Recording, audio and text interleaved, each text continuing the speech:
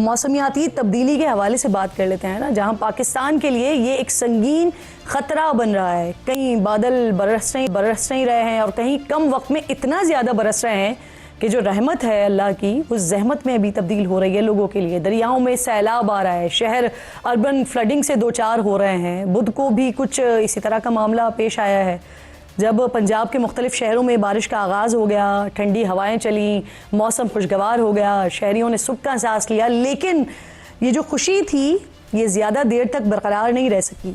देखते ही देखते शहरों में सैलाबी कैफियत पैदा हो गई। ये बारिश इतनी ज़्यादा गैर मामूली थी कि सिर्फ चकवाल में 10 घंटों के दौरान 430 मिलीमीटर बारिश रिकॉर्ड की गई है।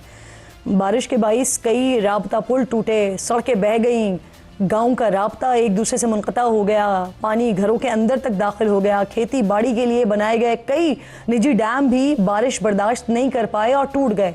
चकवाल के एडिशनल डिप्टी कमिश्नर ने BBC को बताया कि फौरी तौर पर हतमी नुकसान का तयन नहीं किया जा सकता। सिर्फ चकवाल ही नहीं है, यहाँ पर दीगर शहरों में भी हालात अच्छे नहीं हैं।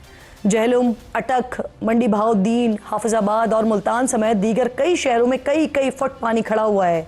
सैकड़ों एकड़ रकबे पर काश्त फसलें डूब गई हैं। रावलपिंडी में 230 मिलीमीटर और इस्लामाबाद में 200 मिलीमीटर बारिश हुई है, बल्कि इससे ज़्यादा ही हुई है। नाला लई में कई मकामात पर पानी की सतह 20 फुट तक आ गई है। चक्री में तो कई मकामात पर शहरियों को हेलीकॉप्टर की मदद से रेस्क्यू करना पड़ा है।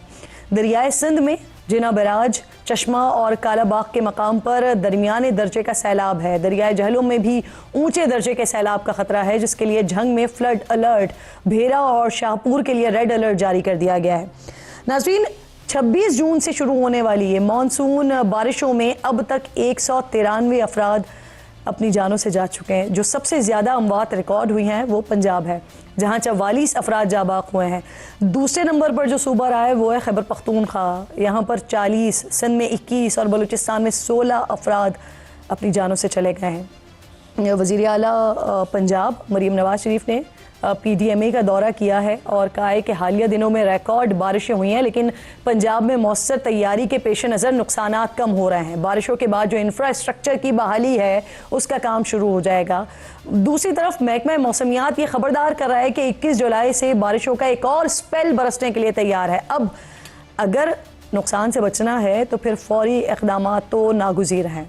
नालों से तजावुज़ात को हटाना बहुत ज़्यादा ज़रूरी हो गया है। जिन इलाकों में अब भी पानी खड़ा हुआ है इसको क्लियर करना है। लोगों की मदद के लिए रेस्क्यू टीम्स को मुसलसल फील्ड में तैनात रखना होगा। हर साल ही नाज़रीन लाहौर में, रावलपिंडी में और कराची में, ये बड़े शहर हैं पाकिस्तान के, यहाँ पर सड़कें जो है वो नदी नालों का मंजर पेश करना शुरू हो जाती हैं जब भी बारिशें होती हैं। नालों की सफाई, बर वक्त वार्निंग सिस्टम्स और इंफ्रास्ट्रक्चर की बेहतरी के तमाम जो हुकूमती दावे होते हैं वो या तो सिर्फ TV तक होते हैं या फिर वो कागज़ों तक महदूद रहते हैं। इस पर हंगामी हिकमत अमली अब अपनाना होगी। हमें एक तवीलुल मुद्दती मनसूबा बंदी करनी होगी। मौसमियाती तब्दीली के जो असरात हैं इससे निमटने के लिए अमली इक़दामात करना होंगे। कार्बन अखराज में कमी लानी होगी, जंगलात का तहफ़्फ़ुज़ करना होगा, ज़्यादा से ज़्यादा दरख्त लगाने होंगे।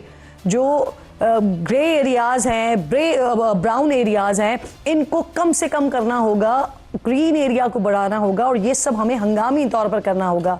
वरना हर साल, बल्कि गुजरते साल के साथ ये जो तबाही है और जो तबाही का मंजर हम हर मानसून में देखते हैं ये मुसलसल बढ़ती जाएगी। और जिस तरह की प्रेडिक्शन है 2045 से कुछ शहरों के बारे में प्रेडिक्शन है कि वो बिल्कुल ही ख़त्म हो जाएंगे, सिंध के कुछ शहर हैं, फिर 2060 की प्रेडिक्शन है, तो उसको मद्देनज़र रखते हुए जो 2015 में हमारे सामने एक रिपोर्ट आई थी उसको मद्देनज़र रखते हुए हमें हंगामी तौर पर काम करने की ज़रूरत है। सियासी मामलात की तरफ बढ़ जाते हैं, वो भी बहुत ज़्यादा हैपनिंग वाले हैं क्योंकि अब सेनेट का मामला है। खैबर पख्तूनख्वा से सेनेट के इलेक्शन होने 21 जुलाई का, इसका वक्त भी सामने आया हुआ है हमारे पास।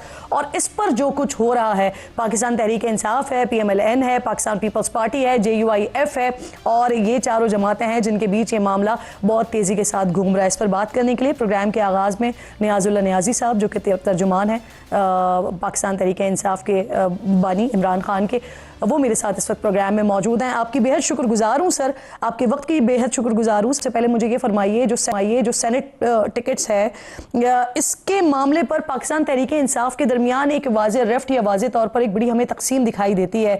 लिस्ट पर एतराज़ात उठ रहे हैं। कहा जा रहा है कि खान साहब की जो लिस्ट है वो अलग है और पार्टी की जो लीडरशिप है उनकी लिस्ट अलग है। कारकुनान इस सारे मामले पर एहतजाज कर रहे हैं। इरफान सलीम हो गए या दीगर लोग हो गए जिन्होंने अपने कागजात नामजदगी जमा करवाए हैं, वो अपने कागजात वापस लेने के लिए तैयार नहीं है। सियासी कमेटी भी फिर इरफान सलीम साहब की हिमायत कर रही है। आप खान साहब के तर्जुमान हैं सर, आप बताइए ये सारा माजरा क्या है? क्या वाकई खान साहब की और जो पार्टी की क़यादत है उनकी लिस्ट में फ़र्क है, या फिर खान साहब के फैसलों को तस्लीम नहीं किया जा रहा है? नियाजी साहब।